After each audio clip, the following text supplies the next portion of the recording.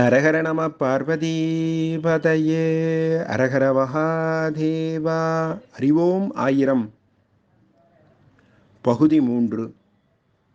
பண்டிகைகள் மகத்துவம்.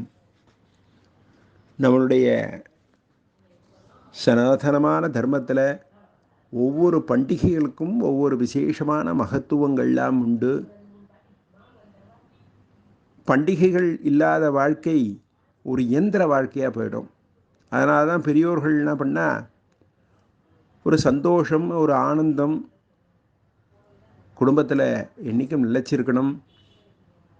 கார்த்தால எழுந்துக்கிறது, பணி செய்கிறது, ஆகாரம் எடுத்துக்கிறது, பணி செய்கிறது, திருப்பி சாயங்காலம் வந்த உடனே பொழுதுபோக்கிட்டு திருப்பி ஆகாரம் எடுத்துட்டு திருப்பி மறுநாள் காலையில் தன்னுடைய பணியை செய்கிறது. இப்படியே இருந்தால் வாழ்க்கையாகப்பட்டது ஒரு சந்தோஷமான, ஒரு பகிர்ந்து எல்லோரோடையும் ஒரு கலந்து இருக்கிறதுன்றதுக்கோசரம்தான் ஒவ்வொரு வருஷத்தில் ஒவ்வொரு மாதமும் ஒவ்வொரு பண்டிகைகளை பிரிவாலாம் வகுத்து கொடுத்துருக்கா. இறைவனும் அதை தத்துவார்த்தமாக ஒவ்வொரு பண்டிகைகள் மூலமாக ஒவ்வொரு விதமான தத்துவங்களையும் ஒவ்வொரு விதமான நன்றி கடனை செலுத்தக்கூடியதாக இந்த பண்டிகைகள்லாம் அமைச்சிருக்கா.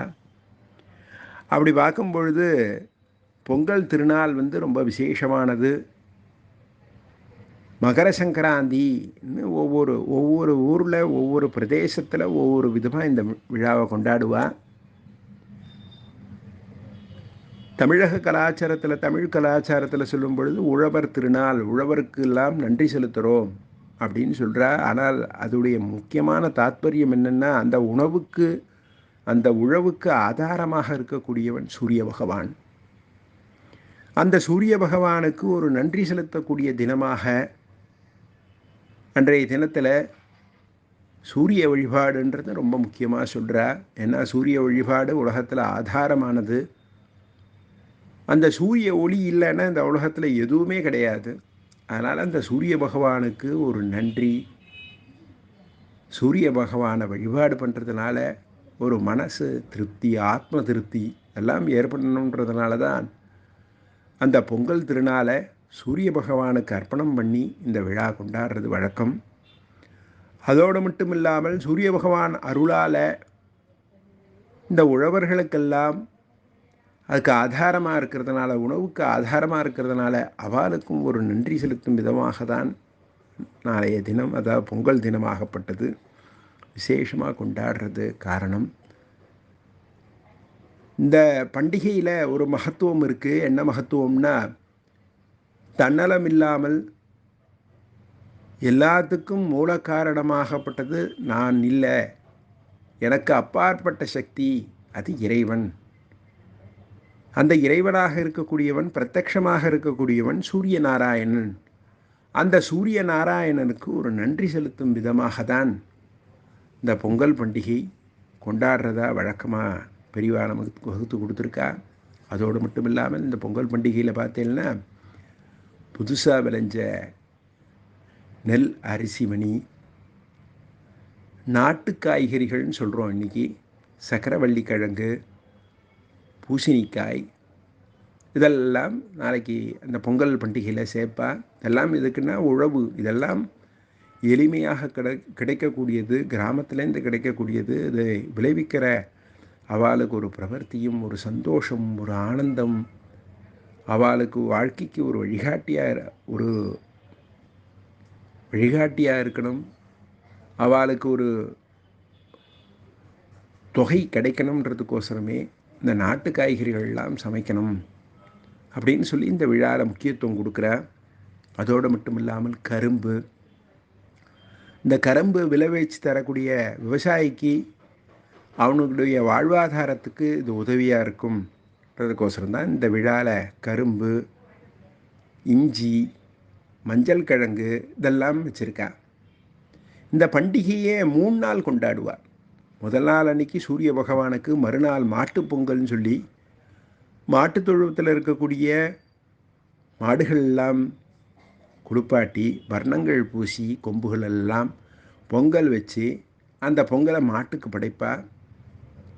மாடுகள்லாம் வழிபாடு பண்ணி, ஏன்னா மாடுகள் வந்து கொடுக்கக்கூடிய பால் பிறந்த குழந்தையிலேருந்து வயதான முதியோருக்கு வரைக்கும் அந்த உணவு ரொம்ப விசேஷமாக அந்த பால் உணவு கிடைக்கிறதுனால அதற்கு ஒரு நன்றி கடன் செலுத்துகிற மாதிரி, அதுக்கு ஒரு தன்னுடைய நன்றியை தெரிவிக்கிற மாதிரி விசேஷமாக இந்த பண்டிகை மாட்டுப்பொங்கல்னு ஒரு பண்டிகை வச்சுருக்கா.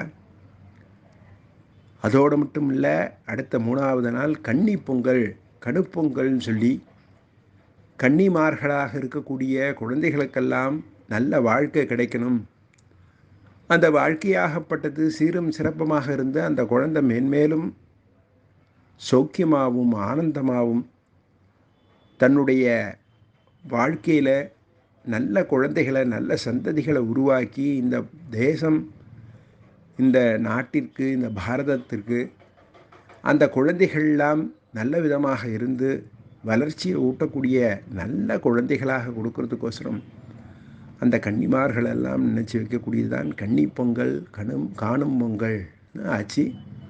இப்படி விசேஷமாக இந்த வைபவங்கள்லாம் வச்சுருக்கா. அதனால் பண்டிகைகள்ன்றது வந்து வெறும் கொண்டாட்டம் மட்டுமல்ல, அதில் எவ்வளவு தாத்பரியங்கள் இருக்குது. அதோடு மட்டும் இல்லாமல் சில குடும்பங்களில் இந்த மாட்டுப்பொங்கல் அன்னைக்கு சுமங்கலிகள் எல்லாம், ஏன்னா சுமங்கலிகள் எல்லாமே மாடுன்னு சொன்னாலே இந்த பசுமாட்டை சொல்லும் பொழுது பெண்களுடைய சுரூபமாக தான் சொல்லுவாள். ஆக நம்ம குடும்பத்தில் இருந்த சுமங்கலிகளாக இருந்து சுவாமிகிட்ட போன குழந்தைகள் எல்லாத்துக்கும் ஒரு நன்றி கடன் செலுத்தும் விதமாக, ஏன்னா அவெல்லாம் அந்த குடும்பத்திலேயே தேவதைகள் ஆயிடுவாள். அப்பேற்பட்ட அந்த தேவதைகளுக்கு ஒரு சந்தோஷத்தை கொடுக்கக்கூடிய பொங்கலாக அவளுக்கெல்லாம் ஒரு நன்றி செலுத்தும் விதமாக, என்னுடைய வாழ்க்கை செம்மையாக அமையணும், அதுக்கு உன்னுடைய ஆசீர்வாதம் தேவை, உன்னுடைய அருள் தேவை அப்படின்னு வைக்கிறதுக்கு தான் சில குடும்பங்களில் இந்த மாட்டுப்பொங்கல்ன்றதை சுமங்கலிகளுக்கெல்லாம் விசேஷமாக கொண்டாடி மகிழ்வா. ஆக பண்டிகைகள்ன்றது வந்து விசேஷமானது, விசேஷமான சக்தியை நமக்கு கொடுக்கக்கூடியது, வாழ்வாதாரத்துக்கு உண்டான மூலத்தை கொடுக்கக்கூடியது. அதனால் பண்டிகைகள் அவசியம் கொண்டாடப்பட வேண்டும், போற்றப்பட வேண்டும். தென்னாடுடைய சிவனே போற்றி, எந்நாட்டவர்க்கும் இறைவா போற்றி.